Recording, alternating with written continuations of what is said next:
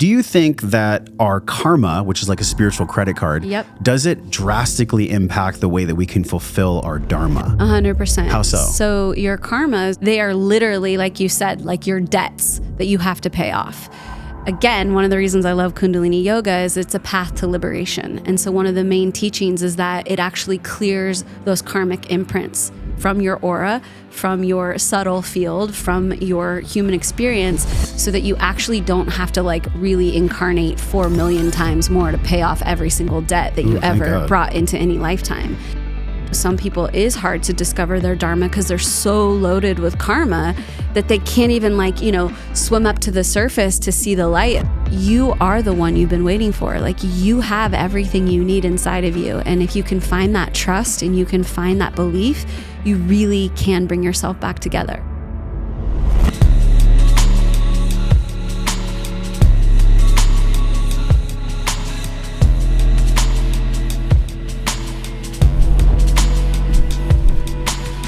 Vanessa, we are not in Kansas anymore. We are not in Kansas. We're not in Venice. We're not in definitely San not in Diego Venice anymore, right? The last time we actually hung out, it was in Venice, right? It was in Venice at Venice Ale House. I think that was pre-children, pre-Carrie Michelle, pre-everything. Pre-everything. You met Carrie Michelle just like right after. And I just remember when you met her, I was like, oh, that's the one. Yeah, when the goddess arrives, you have to be ready. Oh my God, she's such a goddess too. Thank you. Thank you. Her and I haven't spent that much time together, but I would think that she agrees with me on this because her and I had such a special connection. And I just loved her immediately. Really cool. I just went into her eyes and I was like, oh yeah, this is a sister. You have a really unique set of skills. Kundalini yoga teacher, Yes. Akashic Records course, wellness podcast. You know. Give people the breakdown. Give them the skinny. Who is Vanessa Lambert today compared to who she was 3 years ago? Who is she today? Oh my gosh. Today, she is primarily a Kundalini yoga teacher. Cool. Yeah, I've really, really sunk into my destiny of that Dharma and of that lineage. And it's so beautiful. And I'm so grateful. I can't even believe I get to steward this beautiful technology, these beautiful wisdom codes. And with that, in kind of combination, I teach an Akashic Records certification.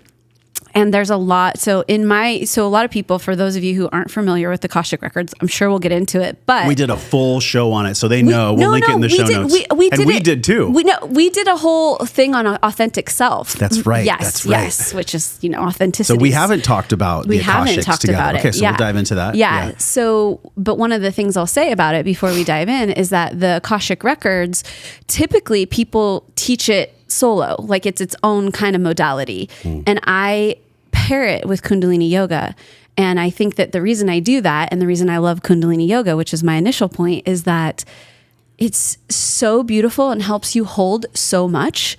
And like you were saying, I'm a woman of many talents. It helps me hold it all. Yeah. And I would say that 3 years ago, actually specifically 3 years ago, I was someone who had a lot of interests, a lot of talents, a lot of, stirring a lot of pots, but I was struggling holding it all. And it wasn't always as graceful as I wanted it to be. And Kundalini Yoga gave me the grace to be with it all and to hold it powerfully. Yeah. So my understanding of Kundalini is you breathe and there's this rising that you get in your spine. Break down the aspects of Kundalini if somebody has never done it, if they don't know anything about Kundalini. There's the Kundalini Awakening. Yeah. Maybe we can start there. What is the Kundalini Awakening? So the belief, the saying is that there's an energy, like a coiled serpent of energy at the base of your spine. And as you do these practices, which include breathwork and chanting and asana and all of these different, aspects of the teaching itself, it starts to uncoil the energy, and it comes up your spine, and it gives you this rising, this Kundalini rising, where all of this energy just starts to flood into your system. And that's exactly what happens, and why you're able to hold more is that you're suddenly running more energy. You're running this Kundalini force. And so it's just this really, really beautiful rising of energy. And what you do as a Kundalini practitioner and as a yogi is you try to really harness that energy. And so the Kundalini Awakening, to your next, stop on the train here, it's really when the Kundalini energy floods the system. And so people might see these really crazy videos of like people shaking and all kinds of, it looks like maybe someone's even having a seizure or whatever, because it's so much energy running through the system. And if the physical body isn't able to handle it, you can really start to almost have like an episode with it. So the reason that we train is so that we can hold the frequency and we can start to train the physical body to actually hold all of this amazing current that's coming through the system. And so that's what's really beautiful about the Kundalini teachings, is that it uncoils this frequency and then it trains you to be able to hold it. Where does that origin of energy come from? Is it our life force energy? Like, because it sits at the base of the spine. I even saw a clip, and we'll put this in the show. Jim Carrey was talking about his Kundalini Awakening. Yeah. And he felt like there was just like energy, like electricity coming up his back. And I've heard people talk about this. I've never had one. I've had like lots of breakthroughs and different kinds of ceremonies, which maybe we can jam on. But the Kundalini, like you can get it through movement and breath. You don't need any plant medicine. Nothing. You don't need any exogenous things at all. So break that down, like the origin of that. Well, so we really don't know the origin. I mean, we know this idea that there's this like, hub of energy sitting at the base of the spine. But a lot of these teachings were, cave yogis that were, in like literally practicing these ancient technologies. And they think that a lot of them were downloaded from the Akashic records, that they received these teachings through these meditative practices. And they actually, started to understand that you could manipulate these frequencies and work with them. But we don't actually know where it came from. I mean, it was passed down from teacher to student, student to teacher, all of that for, who knows how long. People say 5,000 years, 50,000 years.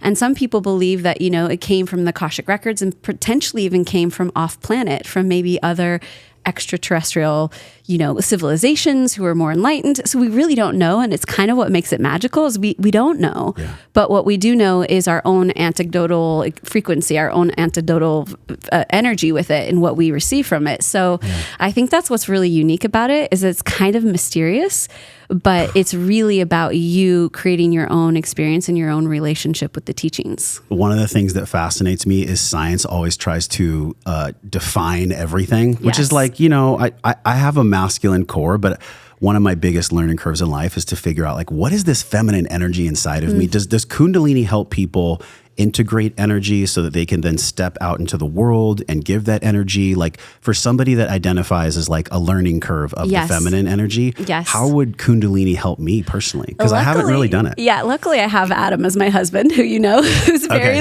he's very in the masculine. So he's been practicing with me for a couple of years now, and I'll say things to him like, it's the serpent of energy coming up, and he's like, okay, what's really going on? Like what's actually happening here? So he's really great, because he tries to kind of dissect what we do know from a scientific perspective.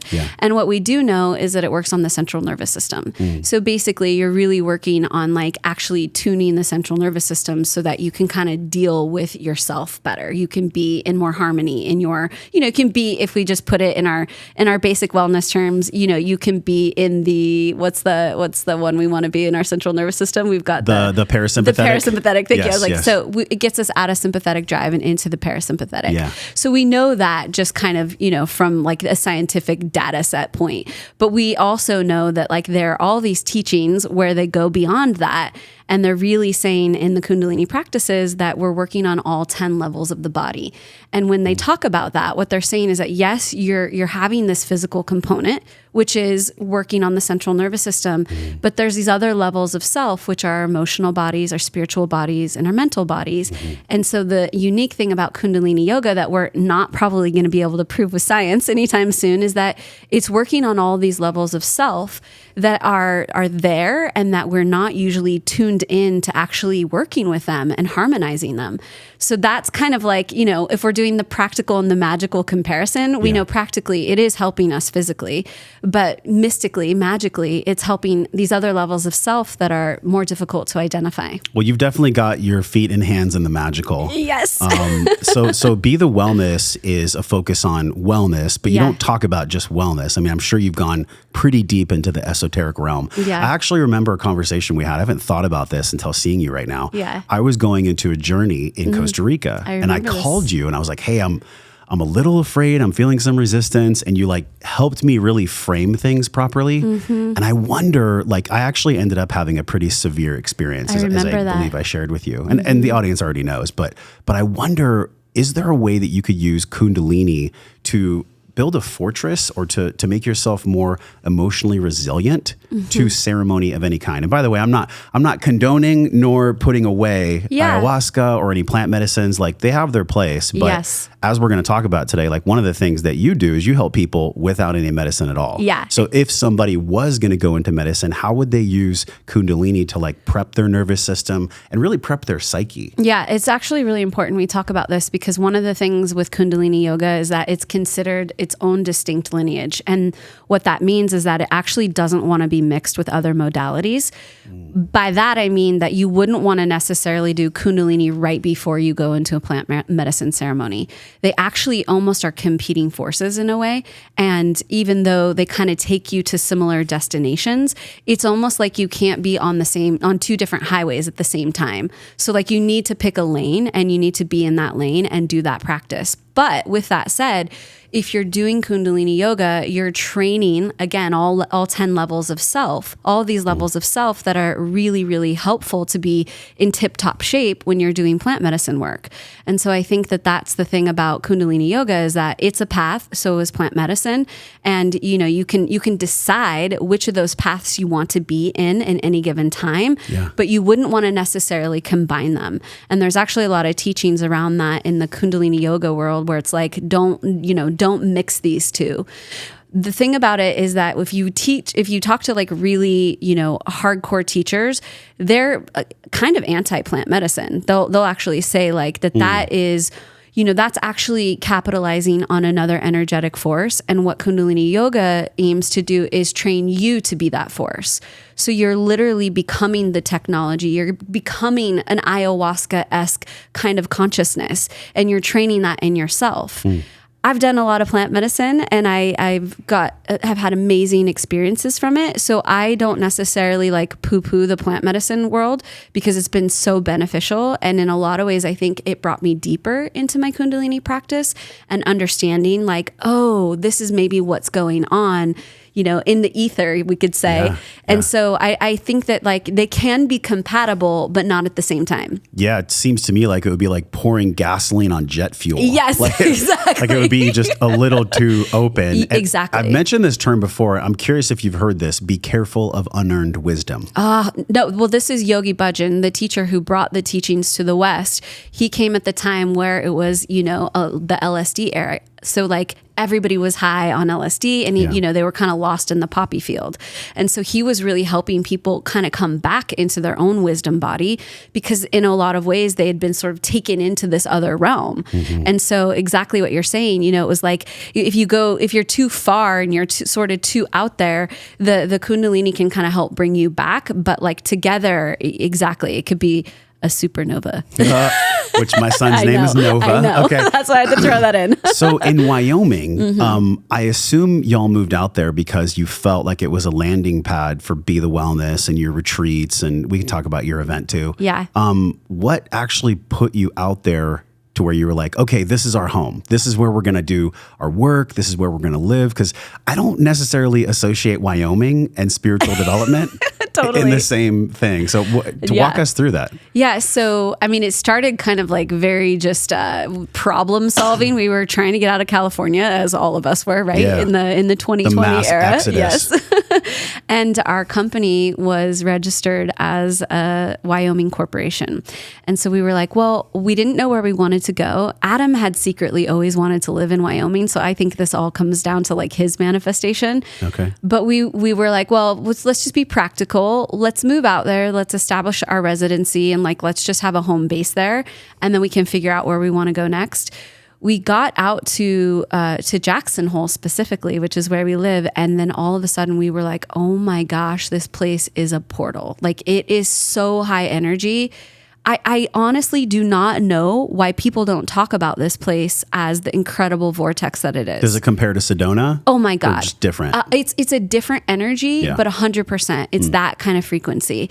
And you have the Tetons. Do you know about the Teton mountain range? I've seen photos. I mean, they are like these impeccable energy, like vortex, transmitters, holders. I don't know what the right word is, but it's like when you get in their presence, you're like, oh my gosh, I'm in the presence of something really, really deep. And so when we got out there, I was like, I think we're supposed to be here. I think we're supposed to actually help seed this area as like a place of quote unquote enlightenment, or like, whatever that you have, whatever term you want to give that.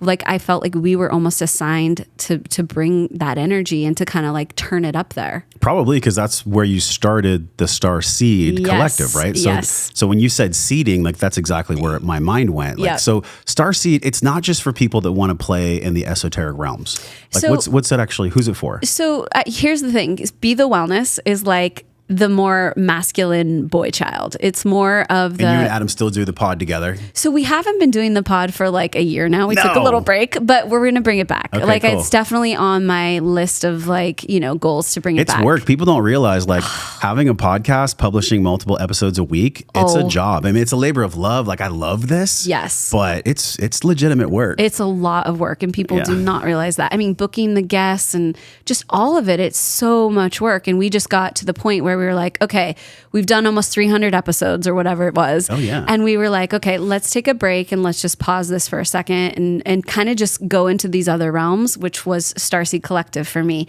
And I feel like Starseed Collective is more of the feminine girl child of us. It's kind of like the one where you can go into the feminine, into the esoteric teachings. And so it is more weighted in that direction. But you have kind of, the polarity and the balance between Be the Wellness and Starseed Collective. And what I love about that is like, you can get in where you fit in. So like if you're a little bit more into the physical or the practical, there's somewhere on the continuum in our world where you'll fit right in. And then if you want to go deeper, you can kind of start, wading into the pool over in Starseed Collective and going a little bit more esoteric with me. It's cool that people might not get from you if they hadn't heard our other podcast we did. I think it was in an apartment in Santa Monica or something. It was, yeah. Actually, it was in Jade Tita's old apartment, which is crazy. I remember the name now. I'm having like memory lane right now. So people don't know this about you. You had a really big athletic endeavor. Like you and Adam, you were a firefighter and then you met him, right? When he was also a firefighter. Yep. And then you created your community there. But CrossFit was a huge part of your life. So I think it's really cool to see where you are now and to experience you now, because you appear to me as like a very deeply spiritual woman. But maybe that was, or maybe that wasn't the case when y'all started. Well, so I feel like I've always had that kind of deep spiritual connection because of where I was raised in Northern California. And so you have that just kind of as a bedrock of your existence there. There's just so much of that kind of... What part of NorCal? So I'm from a little town called Kelseyville, which is just over the hill from like Napa, St. Helena. So it's redwood country, it's weed country, it's like, Emerald Triangle. It's all of that stuff up there. Yeah. And so you definitely have that just woven into the tapestry of your childhood. But I definitely, like in those years, in those, formative years of Adam and my relationship, we really were in the physical, and we were both firefighters. We're competing CrossFit. We were like, we're doing the damn thing. Yeah. But always in the back of my mind, I was like, okay, I know you can take yourself really, really far with the physical teachings, but at some point you have to bring in that complementary spiritual guidance, or else you kind of hit this place where you're like, I have the diet's good. I have a 24-pack abs. Like I'm, like I did all the things, but like there's something else that I just want to get to. Or so if you are, stuck, like you're doing all the physical things, or you're really, really trying to get to a place, but you can't quite get there, then that's when you are also like, okay, well, I need to look at the emotional and spiritual body, because, I want to eat well. I want to like go work out. I want to go do those things, but like something about where I'm living in my heart isn't allowing me to take those actions and live in that space. So I always felt like, there was kind of this like other side where I was like, eventually I'm going to start bringing this in more. And that was our first podcast with Authentic Self, which was my first kind of lean into that side of things and those teachings and helping people come into their authenticity. And then, over the years, I was like, you know what? I'm going all the way. I'm going full spiritual. You definitely did. You and Adam did too. I remember we were sitting in your backyard in Santa Monica, and I was like, wow, you guys go pretty deep into these journeys and into this work. And he's like, yeah, I just like to test myself and see how far I can go. now, I think for someone like yourself that like had that kind of mystical NorCal upbringing, and then you met him and you both went on a spiritual journey together, you might be able to test yourselves more than the average person. It doesn't mean you're better. It just means like you're further along the path. You're not up here. You're further along. But when people are starting this, and you said something really cool. You said, I'm different than a place that resides in my heart. Yeah. Like I'm doing all these other things. Like I have the 24-pack abs, but there's some kind of residue, or there's some kind of maybe past trauma, or just something in the heart. Like the wisdom of the heart is fucking powerful. Yeah. And even, if you look at some of Hawkins' work, he talks about the biggest space for us is between our head and our heart. Yep. Sometimes for some people, it could be like 15 miles between. It's actually only a couple feet, depending on how tall you are. So with that as a backdrop, like how did you figure out yourself, and what in your heart was like maybe incongruent with what you were doing that you had to change? Yeah. I mean, I think it was just being a coach for so long, right? I mean, this, you work with people all the time, and it's like you just see where people hit their own blocks. And you're just like, okay, there's something that I want to help these people break through in order to get that next level of attainment. Yeah. And so for me, it was just like, okay, well, I need to figure out how to help these people, because I was lucky, like you said, to come in with a certain level of that, the compass of my life growing up had some of these components, but I wanted to like figure out how can I distill this down and make it meaningful and helpful for people. And practical. Yeah. And that's what I love about Kundalini yoga. It's like, you could do 10 minutes a day. You could do 5 minutes a day, and you'll start to see real world changes. And this isn't about like, oh, do these things because your teacher, your guru, or your whatever tells you to. It's like, do something and then see if anything in your life changes. Like, we want you to be the judge of your own experience. I'm not like, oh, aren't you feeling better now? It's like, how are you feeling now? You want to help people come into their own experience of it. And so I think that was like really, that was the pathway for me, where I was like, okay, what's a technology? What's a way that I can help people have their own sovereign experience and then see real world results? That's a big word, sovereignty. Yeah, it's my favorite word. Well, it's on your site. Like the way that you work with people is really about getting them to be purely sovereign in our modern world. I remember reading that yesterday. Yep. And I thought about that word. I'm like, that's such a overused word in the self-help space. Like, be sovereign, what did you have to let go of, or what did you have to grow through in order to actually embody sovereignty? And then what the hell is sovereignty? What does it even mean in our world? Okay. I love that you asked this question, because I actually really think that what we're up against on this planet, like the game of Earth, if you want to call it like Earth experience, Earth school. Yeah. We live in an experience of polarity. So we're living in this negative and positive exchange. And so we are all kind of like dealing with that all of the time. And if we don't realize that, what's happening to us is we're getting polarized back and forth, negative, positive, negative, positive. And whatever's happening for people around you, whatever's happening in your family or whatever you're involved with is taking you on a journey to either negative or positive, negative or positive. And when you're not sovereign, you just go on the joyride with whatever's happening. When you're sovereign, you can zoom back from it. And you can say, which current do I want to be on? Do I want to be positive? Do I want to be negative? Do I want to be neutral? Where do I want to live in this continuum of positive and negative?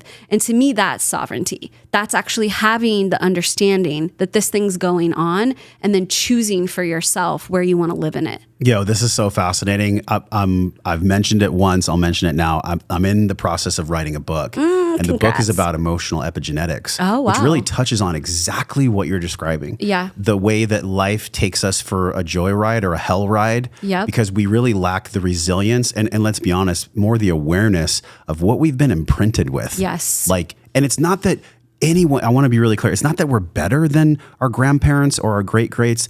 It's just that we have been afforded a lifestyle where we can be more aware of it. Yeah. The things that we're literally almost like a calf being branded, to quote something that you might see in Wyoming. Like people are branded with, oh, we're the Smiths, we're alcoholics. Yeah. Oh, we're the O'Boygans, we're obese. Yes. Oh, we're the Lamberts, we're blank. Was there something in your lineage that you had to identify in order for you to be sovereign? I mean, there's all kinds of things in my lineage, right? There's alcoholism, there's self-sabotage, there's codes around money and abundance. There's all kinds of things that I could identify where I was very clear, like, I don't want to just be another byproduct of this lineage that I'm born into. I want to choose my own lineage. I want to be sovereign about my human experience. And I want to actually have the capacity to make those very distinctive choices. So, I mean, it's not like there was one, but I could see how it all sat like a cornucopia on the table. And I was like, okay, you can just, roll into the table and like just, wallow in all of this stuff that was handed to you, or you can actually push back at the table and decide, like, what do you want to indulge in? What was the hardest one to be like, goodbye? And when that happened, what did it afford you? Like, what were you able to do? So for example, for me, the big one was like money causes pain and rich people can't be trusted. That was a deep one. Yeah. Right? Growing up on welfare in East County, San Diego, and like just going through my own death process about what money actually is. That was my stuff. Yeah. And actually, there's still a residue that I'm at 42 still cleaning up, right? Yeah. And it's cool because the more I'm honest about it, the less power it has. Yeah. I'll talk about this shit all the time because the more that I do, the less control that it has over me. And to quote you, the more I'm not able to be taken on a joyride or a hell ride by it. Yeah. So what was that for you? Like, what was the big one? I think trust. Honestly, and I wasn't raised religious at all. So when I thought about God as a concept, I was like, oh, that's like Christian, whatever. That's like, it's some religious, a bearded dude in the sky. Exactly. So I had all this connotation. So it was like, well, I can't really like have a thing with God because I'm not Christian or I'm not whatever. But so that actually pushed me away from like a deep connection with spirit.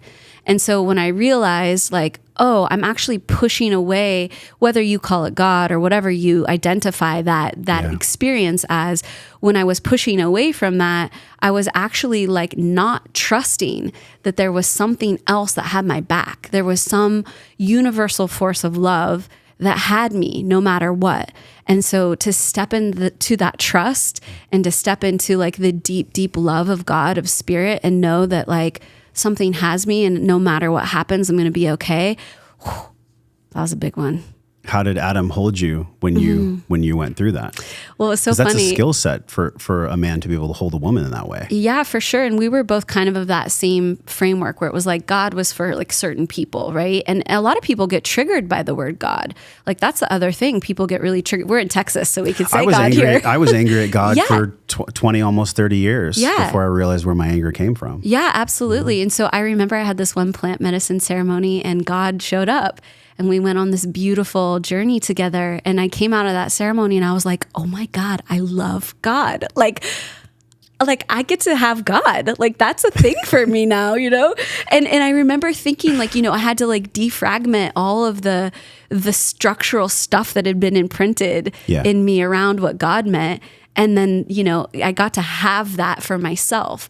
And I remember Adam at that time, I was like, oh my God, I love God. And, kind of wigged him out a bit because he's like, oh, you're going to do like the God thing now? Are you going to do like the born again? Yeah, like are we going the Bible God everywhere? Right? Yeah, exactly. So I think it took him a minute to understand, like when I'm talking about God, I'm talking about like God for me, my relationship. And you hear this like, it's about your own personal relationship with God, right? Like this is a spiritual teaching we've all heard. And I finally understood that. And I was like, oh, no, it's not about any of that other stuff. It's about your own relationship. And I felt like, oh, I finally have that. And so I think once Adam came around to that, he was like, okay, got it, cool. And now he has his own experience of it. He doesn't necessarily, he's not like a God lover. I'm like, I love God, me and God are best friends. Like I'll really shout it because it doesn't have all of that like jargon context to me anymore. It has a real meaning for me. Yeah. So I feel like, once he understood that, then he was really able to drop into it and be like, all right, cool. You've got your thing. That's awesome. I'm sure some of the people that come your way, you get to unpack their distrust, their anger about God, or just let's just say about a higher power. Yeah. Because maybe that word is triggering for people, yes, right? Yes. I essentially think it means the same thing. It's just been bastardized. It's been controlled by kind of the darker side of the patriarchy. Yep, I agree. And so, and I'm not a big proponent. We don't need to talk about the patriarchy. I think the more we talk about things, it actually feeds them. Yes. Yeah. But I do think that we're all doing the best we can. I'm not like 100% sold on everything Brene Brown says. Yeah. But when she said that, when she was like, I truly believe that everyone's doing the best they can, it just hits me. I'm like, yeah, yes, they're doing the best they can with the level of consciousness that they have at any given moment. 100%. So when people come your way, like, how do you it's such a complicated question. How do you start to unravel and unpack all the ways that they've been imprinted about faith, spirituality, understanding that it's not just what we see, you know, it's definitely what we feel and what we sense. How do you begin that process? Yeah, I want to answer that. But before we move on, I want to actually just stay one more moment on the word God, because the thing about it is it's actually a sound current. And in the Kundalini teachings, we learn a lot about sound frequency. And there are mantras that are specific to help unlock things in our lives. And God is one of them. And so when we actually deny the sound current of God, G-O-D, we're actually taking out of our vocabulary a really, really powerful sound current. So it's very interesting that some people get really triggered around it and they want to reject the literal sound current of it, because it's actually a very powerful vibratory field. So if you're out there and you're thinking like that, I don't want to use that word, I would just say, you know, think of the vibration of it and maybe sit with the vibration of it and see if it unlocks something in you. And that is what, you know, I think, again, back to the sovereignty. It's like, have an experience of the vibration and see if there's any message in it for you. Because if you just avoid it at all costs, you may never actually get a direct experience of what the vibration is giving you. Ain't that the truth? Because we're mostly water, and then our voice box vibrates. Exactly. And then that is what we feel. That creates our sense of feeling. It changes your literal cell, like the cellular structure in your body. I've even heard and seen some research, I think it was from Andrew Huberman, where doing the didgeridoo and singing can help to heal trauma. Yeah. So if anybody's like, oh, whatever, Vanessa, I don't need to say the word God. Like, every time I speak to you and you speak to me, our cells are absorbing whatever vibration is going out. Exactly. It's both scientific and spiritual. It is. It's mystical both. And practical. It's great. What do you make of that? Well, you know, I think the thing I would point people to is Dr. Masaru Emoto. Oh, yes. You know his stuff? Amazing. Yes. And so he did all of these composites of basically he would project sound current at these water droplets. He would freeze the water droplets and he would put them under a microscope, and you could see the formations of the water droplets. And when he would, you know, put on like Beethoven, or he would project really beautiful sound current, the water droplets would create these magnificent shapes and structures. And then when he would project something like, I hate you, I want you to die, they would start becoming all disjointed and irregulated. So I think that was one of the most impactful things for me to see, because I was like, no, literally the sound current is what's changing the structural embodiment of everything. Whoa. And so I think that's really, really important for people to understand. And so, you know, I don't know that he specifically projected God at anything. Maybe we should make a request about that. Yeah. But it's the idea, right? It's like literally, you know, if you're not allowing yourself to have some of these beautiful sound currents, you may not be making those incredible shapes inside of your cellular structure. What do you think people don't allow themselves to experience the most when it comes to words or frequency or vibration? In other words, what holds people back from receiving this both spiritual and scientific vibration of love, of support? Yeah, I really think it's trust. I mean, we've been so disjointed and so like deharmonized in this world. And it is, I mean, I believe in a way that it's part of the beauty and the magic of Earth is that we're pulled apart, and then it's our job to put ourselves back together, right? So like that's part of the beauty. But sometimes we get stuck in that fragmented space, and we don't believe, we don't trust that there's a way back.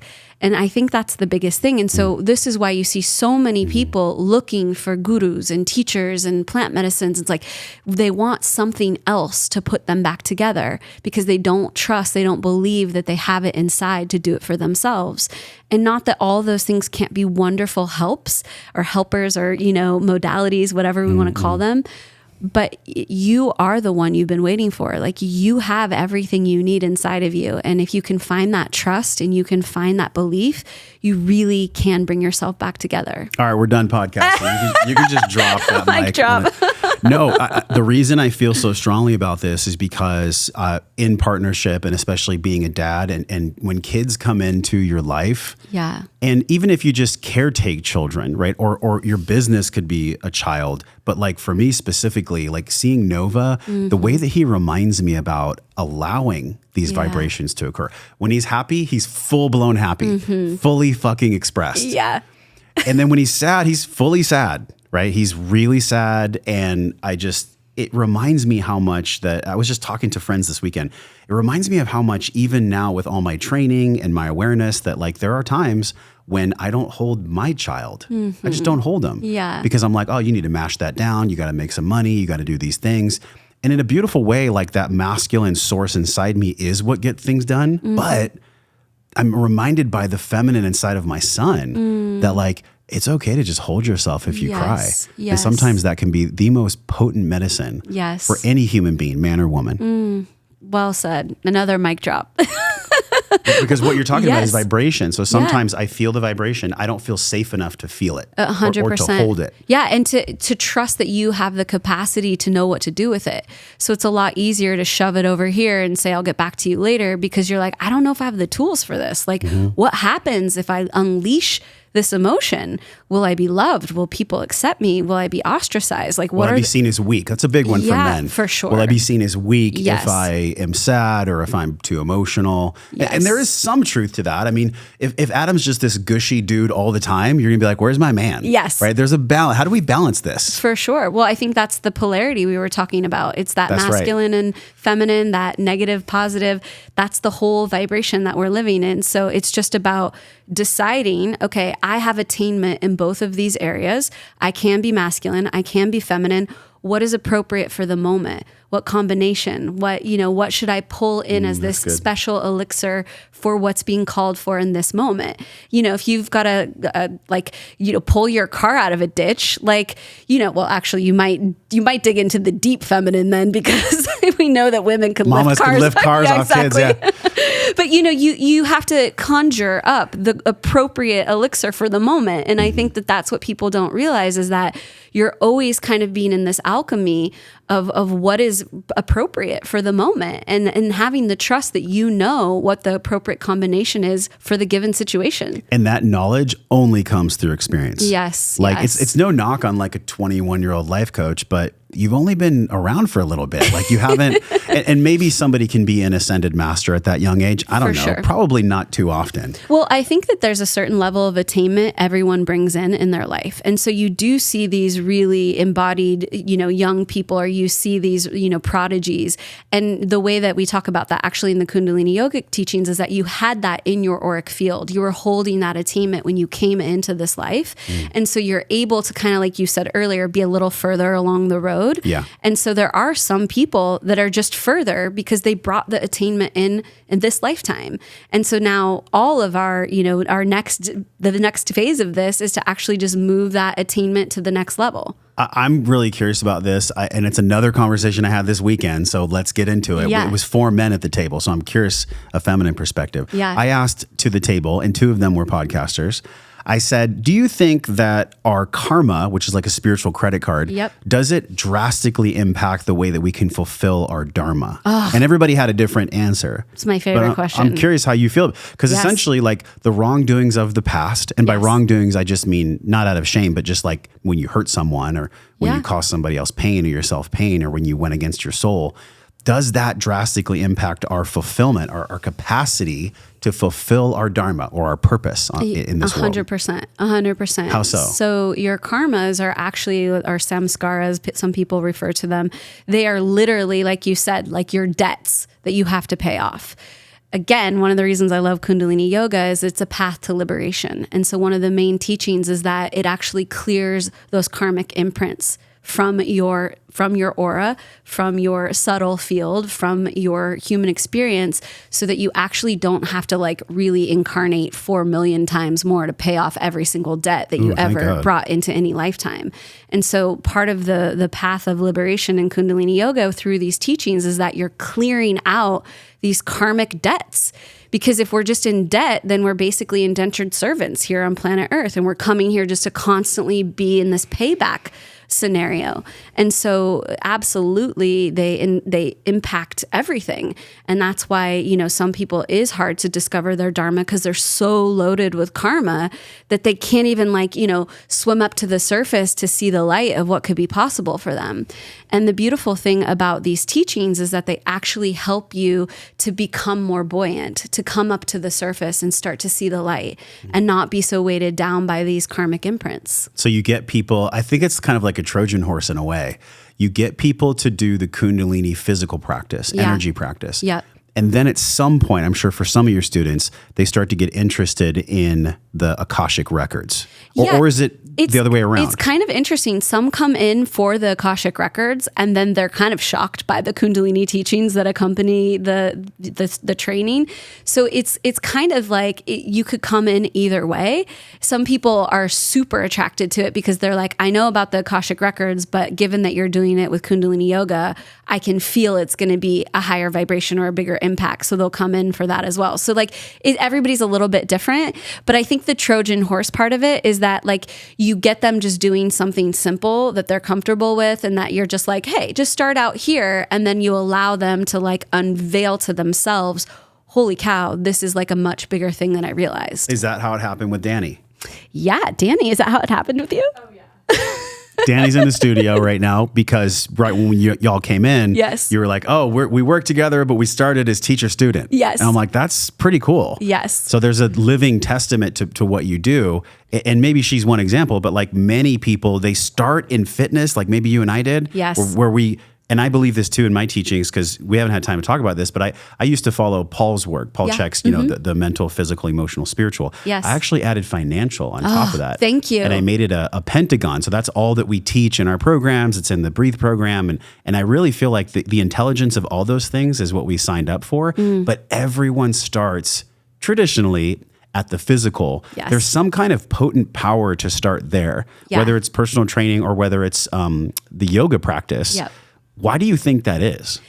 I think because it's a way that people actually get in touch with themselves. It's a place where they actually feel themselves.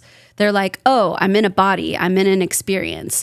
And so I think that that's a way for people to kind of get this inroads to like, oh, something's happening here. I can elicit change through my actions, through my practices, through my discipline, through whatever, you know, input you want to put in there. Yeah. But it's like, it's the first place where they see they have some kind of control over the reality they're living into.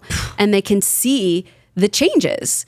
And so I think that's why a lot of people start with the physical. The other reason is that we're coming out of a Piscean era. So where we are astrologically in this timeline, where the stars are and how everything is aligned right now, we're coming out of a Piscean era, which was much more masculine, which was much more about being in that kind of, in that, you know, the embodied force, the deeper force.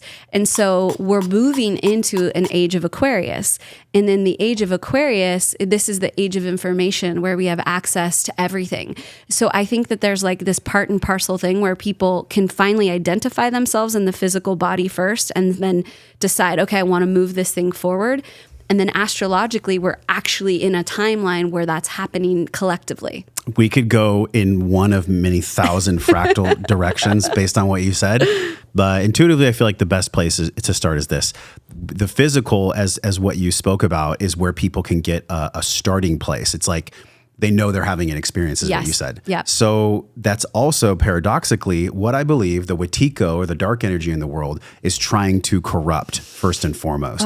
Whether it's our air or chemtrails or the food and the bullshit additives in food or the Roundup Ready. I mean, and not only that, the whole pandemic bullshit, the mind control that we went through. And then we look at Instagram and Facebook and Twitter. It seems like there's an equal and opposite force. Yes. Where there's this loving force that, like, you know, you embody it. I feel that from you. And right back at you. There's also this radical fucking darkness that I know that I know y'all feel this. We all feel it all the time. Yeah. How do we, I guess you could say be sovereign in that space so we don't get taken on the joyride of the media and the food additives and whatnot. Is that what you teach the students when they come into the Akashic program or into the yogic program? I'm sure that it has to be dealt with. Yeah. Just this awareness of the dark and light. 100%. And it goes back to exactly what I was saying about the polarity. The brighter the bright and the light gets, the darker the dark gets. And so we're seeing the more extremes of the polarities start to really activate. And so this is where this neutral mind, this power to be in neutrality, is becoming even more important than it ever has before, because the polarization, and we see it in everything. I mean, we're so polarized on this planet, right? You saw it during the 2020-21 years. It was like polarity was the game. You were either all the way in that camp. I'm so exhausted with that game. Yes, it's exhausting. I am not a fan of that game at all. It's exhausting. And I think you're right. You know, as the light grows brighter, the dark grows darker. And so it's actually more important than ever to have the capability to understand that that's happening, and to have an energy body that can buffer the extreme pressure of polarity right now. And so when we talk about that through like a Kundalini perspective, what we're really saying is that you're building your auric field, you're building the energy field around you, so that the light and the dark, they just don't penetrate as much unless you let them in. And so you're actually able to hold things a little bit further away from you energetically. And then you get to decide, what am I going to distill into my energy field because I want to work with it? Why do we let it in? Well, I think that becomes the part of the sovereign experience. You decide, do I want to let more of this positive current in because that's where I feel like I'm going to be the most creative, embodied human? Or is it appropriate to let a little bit of darkness in and let it teach me something about myself, and to have an experience with it because it's appropriate for where I am in my journey? But I think it's about gaining the mental and emotional faculties to understand, like, what do I want to let in and what do I want to work with and why? I love this. It's so good, right? Well, because I just went through this training, and actually some of the audience members came with me. It was called Rewire. Oh, beautiful. And it was with Scott Jackson, who's now a brother, but he's very focused on this barrier that we create as a protection mechanism because of trauma and things that happen that really hurt. Like, I'm not going to sugarcoat it. I'm not going to just be like, totally spiritually bypassing that trauma does not occur, because trauma occurs for all of us. I think it's probably just part of our contract. For sure. It's what we sign up for. Yes. Otherwise it wouldn't be happening. Yes. So this barrier that I've learned about, it's between the conscious and the unconscious. Yeah. And 90%, or maybe even more, that some science is showing us, is like how I just respond to you because of my programming. Your programming. I'm a program. Yeah. And 10% of it is only conscious. I mean, I'm just like, how could that possibly be true? But I learned this concept over and over again. So now I turn the mirror on myself and I ask myself, like, on a daily, weekly, monthly basis, what have I put into this barrier between my conscious and my unconscious that blocks me from loving, that blocks me from connecting, that blocks me from being fully fucking myself? Yeah, I know. What do you think are the components of that barrier? Like, what's in there for the collective? Hey, I hope you're loving this podcast with Vanessa Lambert as much as I am. Quick break to talk about HVMN, otherwise known as Health via Modern Nutrition. You know, a lot of the reasons why we feel depleted in life or we feel burnt out is because we're not actually giving our body the fuel substrate that it needs to really satiate the energy demands that our current modern world demands upon us. This is where ketones come in. My friends at HVMN make an energy drink called Ketone IQ. I've been using it since last year, and now it's my only afternoon tool that I use, and not caffeine. Caffeine is a wicked roller coaster. You can do this instead of caffeine. This is your new caffeine replacement. No caffeine, no sugar, just clean on-demand energy for superior physical and mental performance. Ketones are essentially nature's superfuel. You've heard me talk about the fasting benefits that we get from ketones, but this is a way you get all the benefits without starving yourself. Michael Brandt was on the show, and he said something really powerful. He said ketones are a different fuel substrate, so they're a more sustainable fuel source that creates much less oxidative stress when consumed, which means if you use ketones over a sustained period, that is going to improve the quality of your cognition, of your metabolism, and essentially of your life. One of the biggest benefits I get is to tame my hunger hormone, ghrelin. This is what makes me feel full for way freaking longer. If you've been looking for a coffee alternative, look no further than Ketone IQ. Just head over to joshtrent.com/HVMN. Enter the code JOSH. You get 20% off. You can use the little portable shots. You can buy the bigger bottles. You can do the recurring delivery, save some money, get some more energy without caffeine. joshtrent.com/HVMN. Use the code JOSH to save 20% off. I mean, I think that again, back to the programming, right? Like because the dark forces are so strong on the planet right now, there's a lot of fear, and there's all kinds of ideas about why this is true. And I'm sure maybe some of your audience members have heard this, maybe they haven't. I mean, there's even ideas that there's like, off-planet entities reptiles, that are like, there's all kinds of stuff, right? And we can go into all those corners of why that might be the case. Why our light bodies are, being pressurized or under attack, if we want to use that word, just to be dramatic, right? Yeah. But I think that, ultimately what we really want to do is we don't want to worry so much about what's coming at us. We want to just find the practices that make us safe and sovereign in our own experience. And so it kind of doesn't matter what your unique barrier is, because you're all going to have something different, right? Maybe your trauma is going to be around family. Maybe other person's trauma is going to be around money. Whatever the program is, it's going to be your own unique kind of amalgamation of experience. But like what we really, really want to dive into is like, okay, what do we do about it? Like, in the end, what are the tools that you bring in that make you feel like you have a greater command over what's happening? And the fact that you even know that barrier's there, and you're actually activating to like get curious about it. That's it.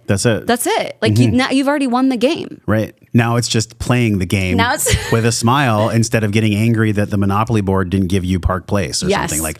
And I catch myself because like responsibility of life and business is real for us. Yes. And I know people feel it. Like there's never been a more exciting, beautiful time to be sovereign and have your own business and do what your heart wants you to do. And in true paradox, it's from my vantage point at least, never been a more competitive place to do so. So it's like you said, as the light shines higher, then it exposes more of the dark. Mm-hmm. And I wonder for you, like my signature tool is breathwork, and I also do a lot of light therapy, and I've just been walking in nature. Like, what are some other practical things that you teach your students, and also that you do for you? Yes, that allows us to have less of that barrier and be more resilient and more sovereign. Yeah. I mean, breath work is massive. I think that if you are working with the breath, you're essentially giving yourself more fuel. You're essentially giving, the car more gas. So breath is just like fundamental. I use sound a lot. So I work a lot with mantra. And I think there's so many incredible, like we were talking about with the God sound current, there's so many high level frequency sound currents through the study and the practice of using mantra. You can literally change the vibratory field around you by bringing in those sound currents and working with them. And then I think the other one that I work with is cold therapy. I've gotten really into, I take a cold shower every single morning. I do cold plunges most days.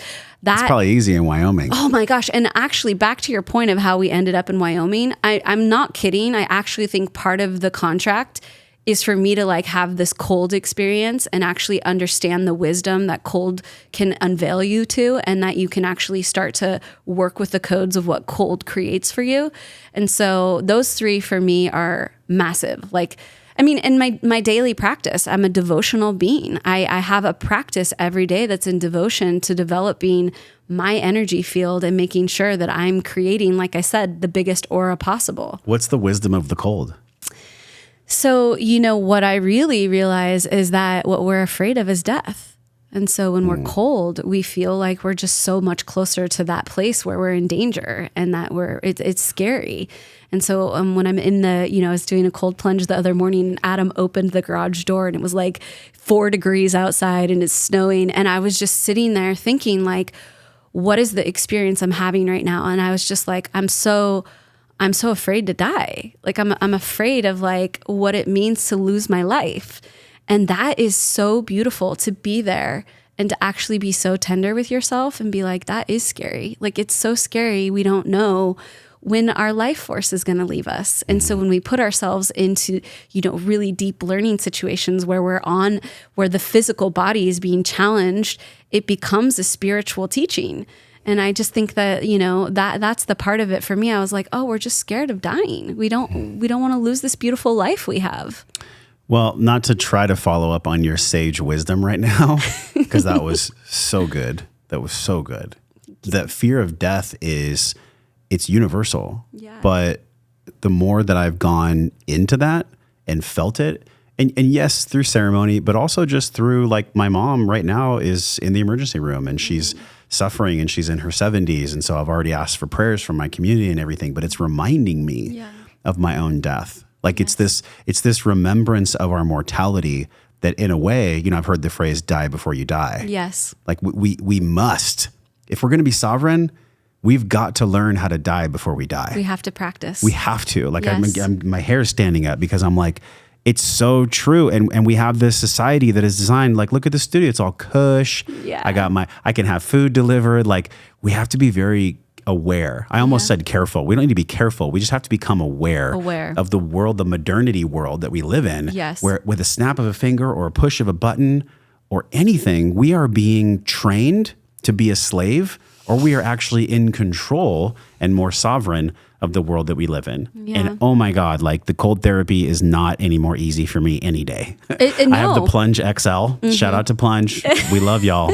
Link is right here. I'm plunging Shameless after this. plug because legit, it is such a big deal that we experience this death before death. Yeah. I was listening to Jordan Peterson a month or so ago, and he said, when you don't die properly, then you die really painfully. Yes. Like when you're not loving and caring for yourself, when you're not paying attention to the emotional the 10 bodies that you described, you don't actually die with honor. You don't die with grace, with sacredness.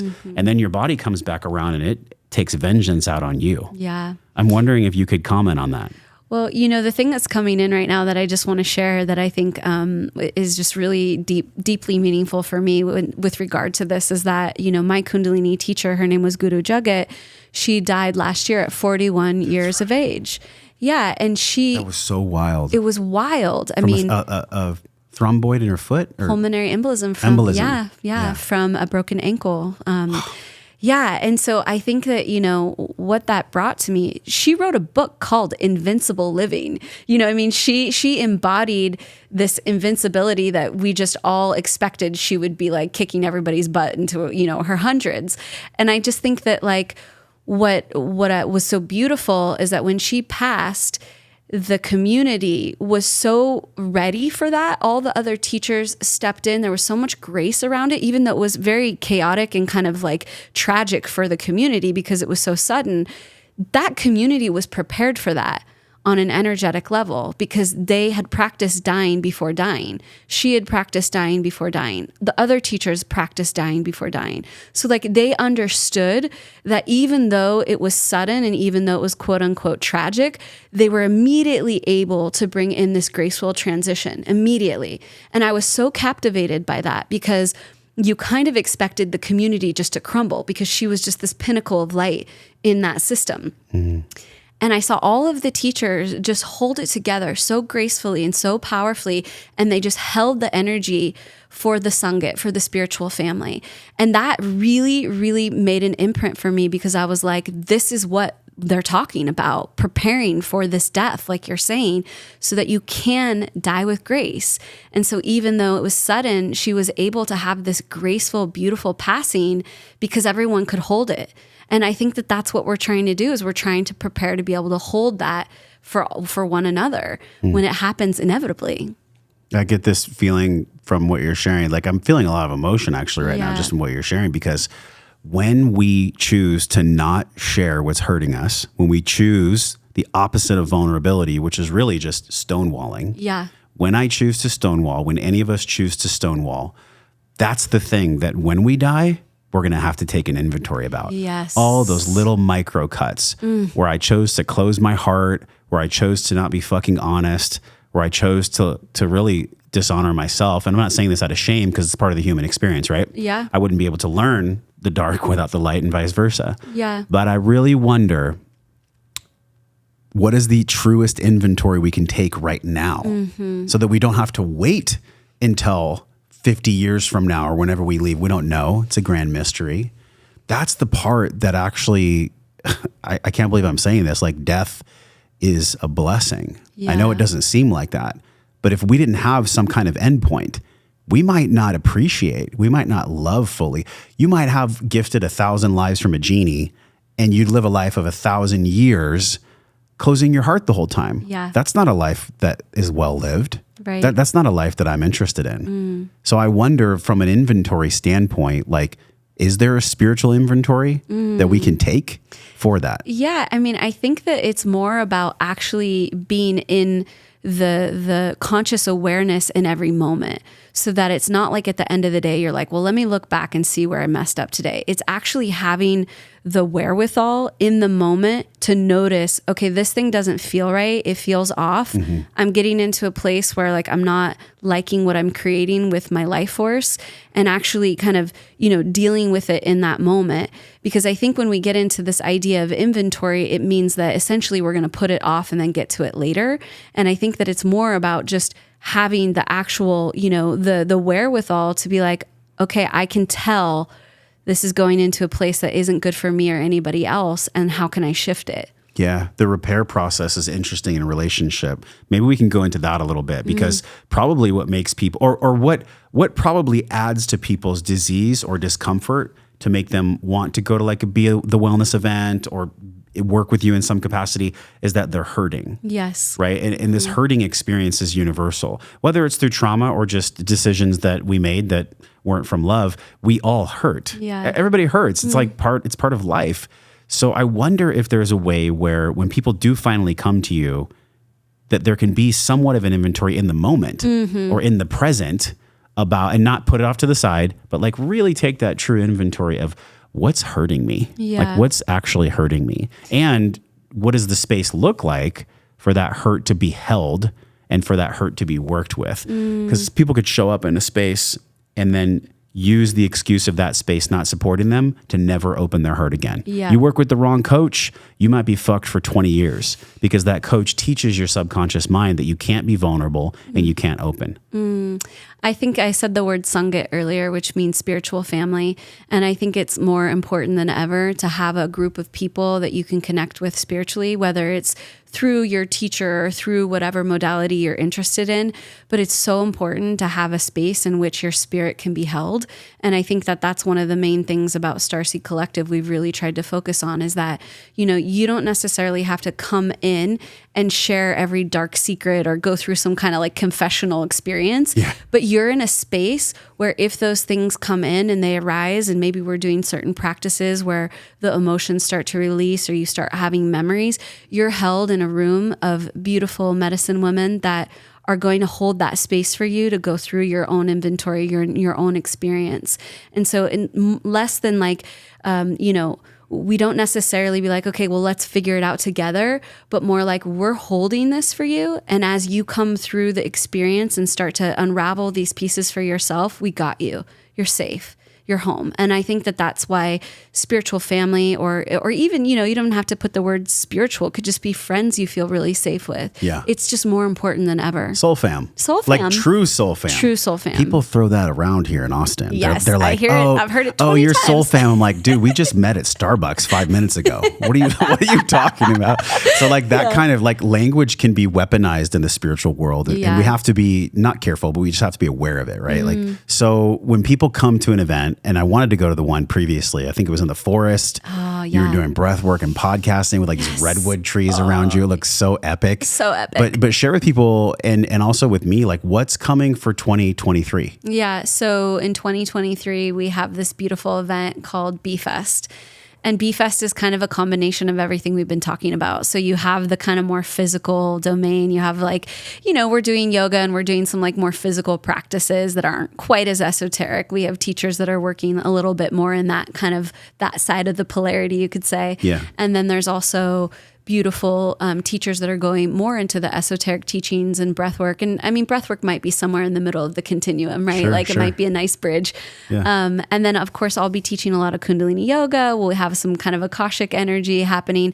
But then what we do is we flood it all with sound current, and we bring in amazing musicians like Porangi, I'm sure are familiar with. Yeah. DJ Drez, who's another really high vibration DJ, brings in lots of amazing sound current. And so these events are places that you can come and you can be, like I just said, in that spiritual family, in that sangha, that container where, we're not going to tell you what experience to have. We're not going to be like, well, when you get here, you should feel X, Y, and Z.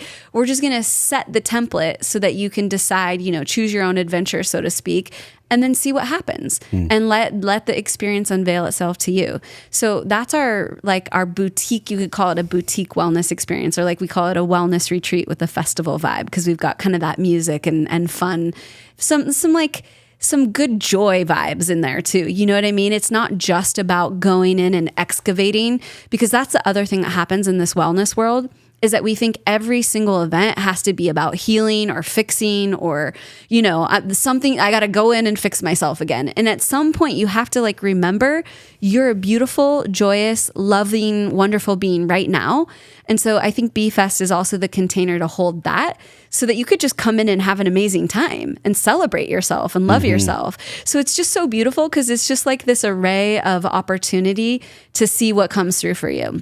My buddy Connor was on the show, Connor Beaton, and it was maybe a year ago, and he said, we are all addicted to the god of growth. Yes. Everyone's trying to go as deep as they possibly can, and we've applied this modernity model, which is extended year-over-year growth with no break, to spiritual development and personal development. It doesn't fucking work like that. No. In nature, when the tree grows, it decays, and it feeds the rest of the trees. Yeah. Nowhere in our natural world, in nature, is there always continuous year over year over year growth. Even those bristlecone pines that are 2,400 years old, oldest trees in the world, by the 395 in California, they're going to perish one day. Yeah, because everything has this continuum of life, death, and rebirth. And I think it's so fascinating, because going harder isn't the answer when it comes to growth. Yep. There's a certain cadence and a pace to how you can grow. And honestly, I've seen this, and I wonder how you feel when people are so hard and so headstrong about growth, they actually can re-traumatize themselves, and they can hurt themselves more, because the very thing that's driving them for the extended hard-headed growth is probably what injured them in the first place. Thank you. Yeah. I had a teacher, and she used to call it quite literally a growth period. And she would ask, well, how deep of a growth period do you want to have? And the question meant how committed are you to pushing the envelope so far that you're just in this mess of growth all the time? And at what point do you kind of pull back, rein it in, and do some integration and allow yourself to be joyous and fulfilled? And I always love that, because I feel exactly what you're saying. In this world, we're just constantly feeling well, let me go take this training and do this. And then, now I've got you'll even hear people say, there's always more work to be done. And you're just well, maybe you can take a break. Maybe you can actually just be happy for a little while. I think that's a very worthwhile endeavor. Or maybe the only way you're going to do the work that's still to be done is if you nourish yourself so you can do it. Yes. It's like a mom who has a baby, right? She goes through a period of replenishing after she gives birth. She often can't just go back to back to back. You have to actually give yourself that integration period and that, the regenerative period where you can then start to create and breathe new life into areas. So I think it's just it's so important we talk about this, because I think people feel guilty. They're oh, I'm not doing anything with myself. I should probably go challenge myself or do whatever. And it's if you want to have that, that dose every day, then the cold plunge is a perfect place to do that. You can have that just you can find God in a cold plunge. You can find God every day in a cold plunge. You can. But you don't necessarily have to do 8,000 ayahuasca ceremonies back to back. You know what I mean? Right. Oh my gosh. Yeah. Okay. So let's explore this space. It's funny. I was talking with Carrie last night, and I was holding my hands, and I'm well, when I hold my hands, that's where I hold you and Nova. I hold you with that masculine energy in myself. But if I hold you too tight, I could squash you. Yeah. So the same mindset of me, I have to grow, I have to read all the books in my bookcase. That's not the path either. And I wonder for myself and for all of us, really what it takes is a recalibration period, or as you do your work with students, in an integration space.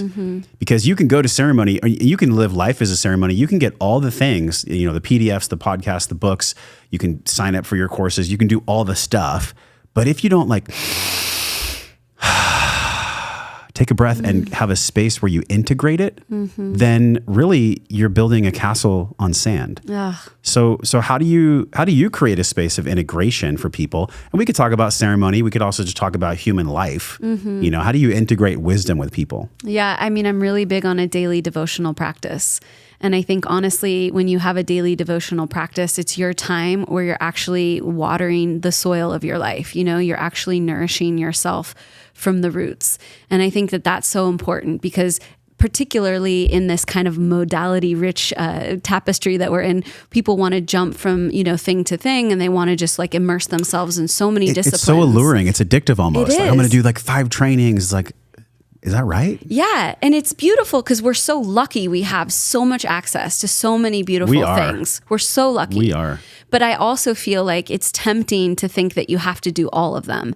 And I think it's really important that you find something that you love, that you can stick with, and that you can do daily, and that it can nourish you daily in a very formulaic way almost. It's no, this is the thing I do every single morning or every single night. And it's the thing that I know keeps me strong and keeps me nourished, so that when I do want to go into that next growth phase, or I do want to tackle a new project or have another baby or do whatever it is, I'm solid. I'm ready to take on that next spurt of life. Can we talk about a little bit for people that have had psychic breaks or psychedelic trauma? I know that you have done that in the past, and I feel like you still do some of that work, right? So, well, you mean work with people? Integration from people that may have had a very challenging or traumatic ceremony space? Yeah, it's funny because with the Kundalini yoga, it's it's really just bring whatever to the table, bring whatever to the sheepskin. Just roll up. Just bring it. Spill everything when you show up. Exactly, yeah. And so I have worked with people who've had challenging experiences, but it's not something that I hang a shingle. What is it? What's the term? Sure. Hang a hat, whatever. Hang a hat. Hang something on.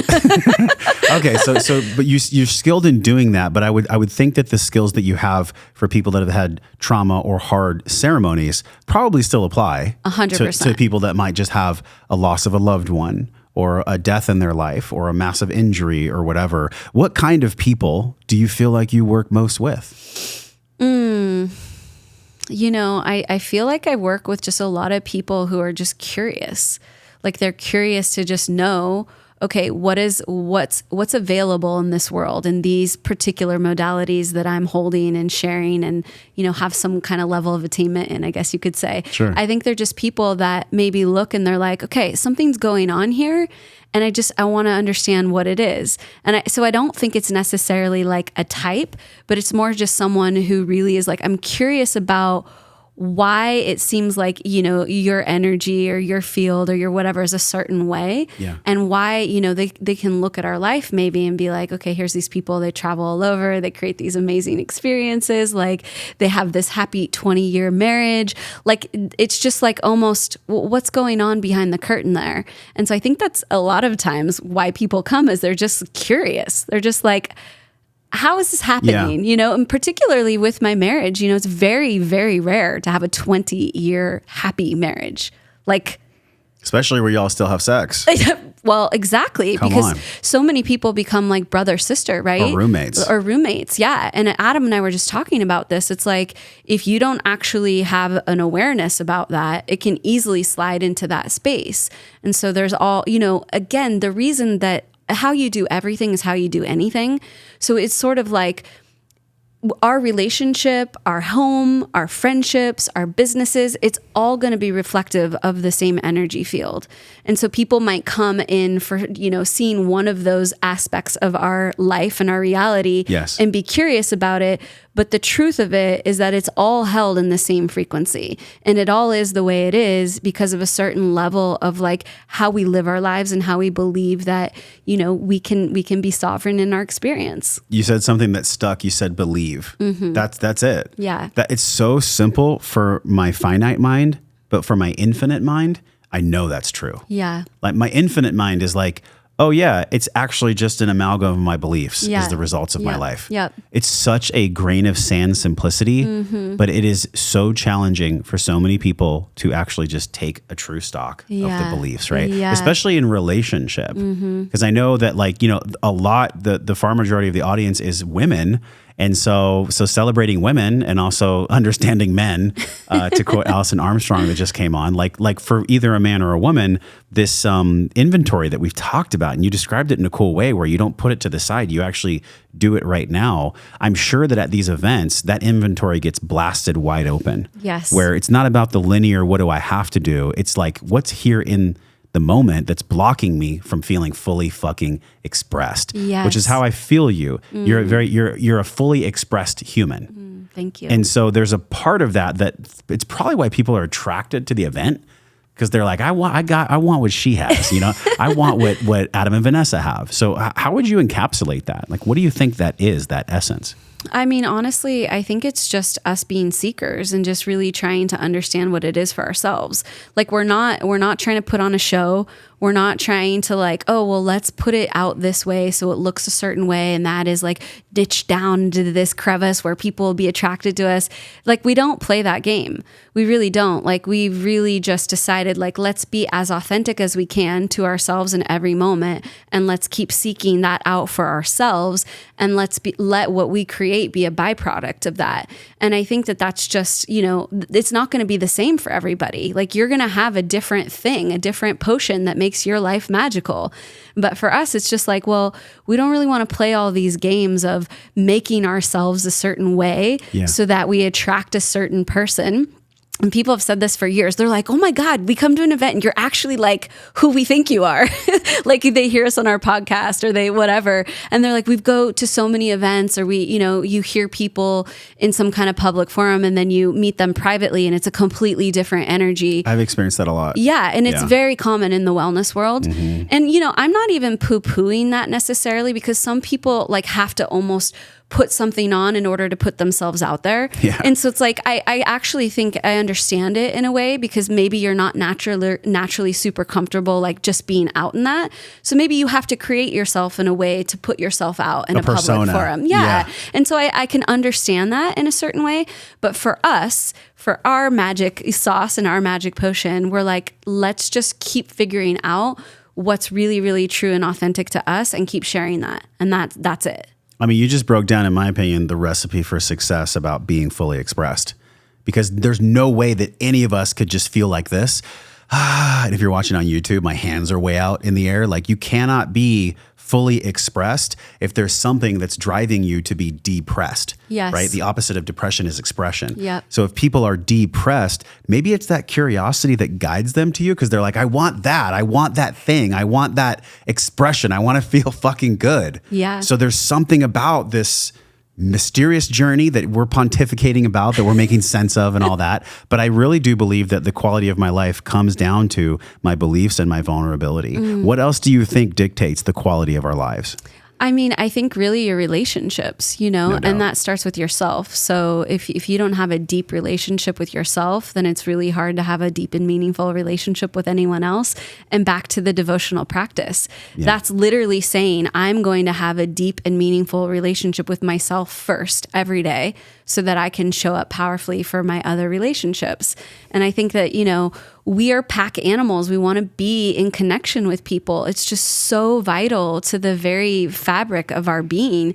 And so I feel like, just having the ability to have a relationship with yourself and cultivate relationships that are meaningful in your life is one of the most important keys to happiness and joy.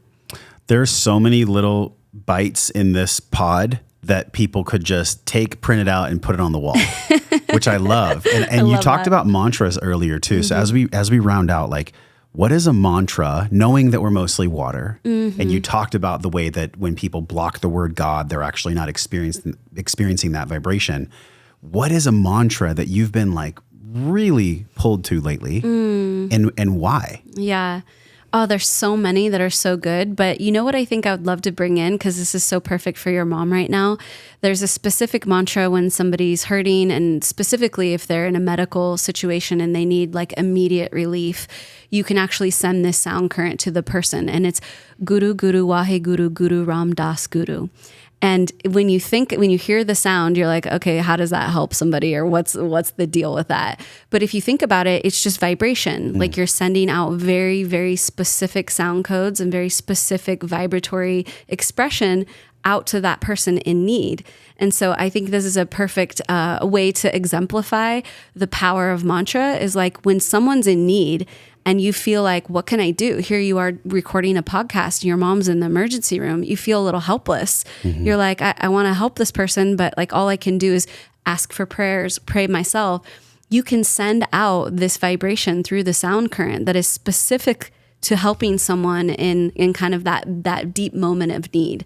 And I think when you have access to that kind of awareness, like, oh, there are specific sounds, frequencies, mantras I can say that will send out a vibration and have its own, you start working in its own magical way.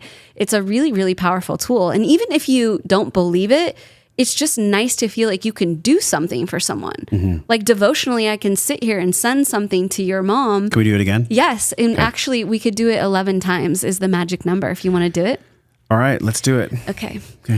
Guru Guru Wahe Guru Guru Ram Das Guru Guru Guru Wahe Guru Guru Ram Das Guru Guru Guru Wahe Guru Guru Ram Das Guru Guru Guru Wahe Guru Guru Ram Das Guru Guru Guru Wahe Guru Guru Ram Das Guru Guru Guru Wahe Guru Guru Ram Das Guru Guru Guru Wahe Guru Guru Ram Das Guru Guru Guru Wahe Guru Guru Ram Das Guru Guru Guru Wahe Guru Guru Ram Das Guru Guru Guru Wahe Guru Guru Ram Das Guru Guru Guru Wahe Guru Guru Ram Das Guru. Inhale.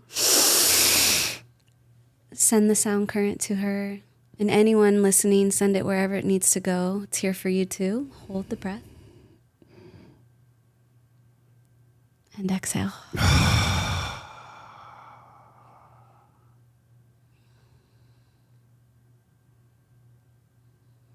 It's so beautiful, right? Maybe that's the first time that people have taken that deep of a breath all day long, or felt that vibration all day long. Super grateful for you. I love how this came together. This has been one of my most fun conversations, and we covered a shit ton of ground. So what did we miss though? I mean, I think about the way that you show up, which is like I told you before we recorded, like a queen bee, you know, the bee of the wellness. People think of bees as like this frenetic activity, but it's not. Bees are super intelligent. When they know the queen is somewhere, they'll like intrinsically just go there. Yeah. And it's because the queen just resides, right? So what about you did we miss? What about your offerings, or what did we miss that's juicy? Yeah. I mean, I think in terms of offerings, you know, just getting into an event with us, it's just one of those things where it's like you just get to be in it. Be in it. Good play on Pun words. intended, yeah. But you just get to actually deposit yourself into the frequency of the goings on, and you just get to have an experience. And I think that wherever you can get in with us, I highly recommend B-Fest because it's just such an awesome, epic culmination of all the things that you and I are both up to and love. Yeah. When's the next one? The next one is April 26th through 30th. So y'all are going to have time. So we'll leave the link on the screen right now. Yes. If you want to sign up. And we'll give your audience a special code so they can get an amazing discount on the event. Yeah. Can we do Josh? We can do Josh. Okay, the code is Josh. So just click this link, and if it'll you're be interested, $500 off. That's pretty juicy. That's $500 off. Thank you. Yes, Thank you're you for welcome. that. Thank you. And April, where is it? April 26th through 30th. It's at this beautiful place called House of Aya, Palmaya in Playa Riviera, Mexico. Sounds and it's good. so beautiful. The place is insane. We got to get you there. I would love to go, but our baby. Your baby. Okay. I kind of got to tend to that. Yes, Otherwise, you do. I'd rock out with you at the event. Yes, but exactly. maybe the following one. Yes, absolutely. And there'll be information here about everything that Vanessa does with Yes. Adam. Yes. Vanessa, what a gift. I'm so this has been majestic. And I mean that because I had all these notes and questions, and maybe I asked you 3 of them. I love when that happens. But the question that I asked you in Santa Monica 3+ years ago, I'm curious how you'd answer it now, especially with the things that you've been opening up to and expanding to. It's this concept that I always am just so freaking curious about. I'm like, how do I live my life well? How do I truly embody the mental, physical, emotional, spiritual, financial nourishment that I need to live my life well? How do you define that? What is wellness to you now? And has that changed in the past 3+ years? It's the quality of each and every moment. And it's really tending to the quality of this moment right now. Because if you think that you're going to get over, into some other timeline, some other space where then it's going to be beautiful, then it's going to be joyous, then I'll be fulfilled, then you're always putting off happiness. You're always putting off wellness. You're always putting off really honoring the beauty that's available right now. And so the thing that I've taken on as my own internal kind of affirmation to myself is just pay attention to the quality of each and every moment.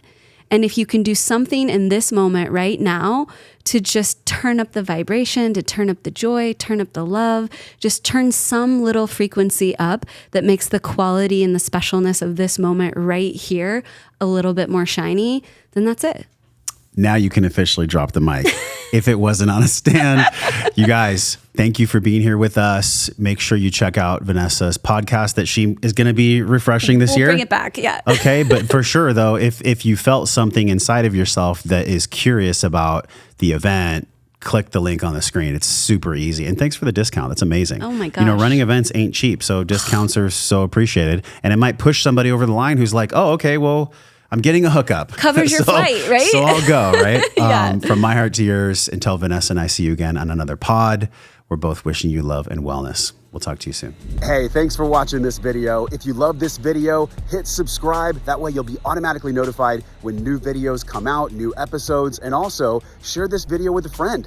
If you loved it, they're gonna love it too. Check out some of the videos on this screen that are perfectly curated based on the video you just saw. Make sure you follow me, and I'll see you in the next video.